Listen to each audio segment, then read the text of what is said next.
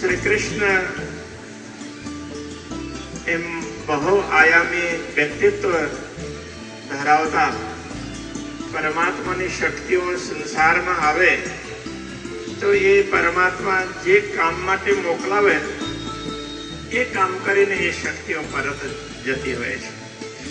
તો સંસારમાં એ રીતે અલગ અલગ શક્તિઓ આવે તો એ શક્તિઓને કોઈ અવતાર કહેતા હોય, કોઈ તીર્થંકર કહે, કોઈ પૈગંબર કહે. બધી શક્તિઓ પરમાત્માની છે. જે તે કાર્યો માટે આવે, દેશકાલ અને પરિસ્થિતિ મુજબ કાર્યો કરે અને પરત જાય. એ બધામાં તો શ્રી કૃષ્ણજીનું પ્રાકટ્ય છે એ જરા બધા કરતા ભિન્ન પ્રકારનું. એ દરેક ક્ષેત્રમાં પરિસ્થિતિ મુજબ, પરિસ્થિતિને જોઈને, સમયને જોઈને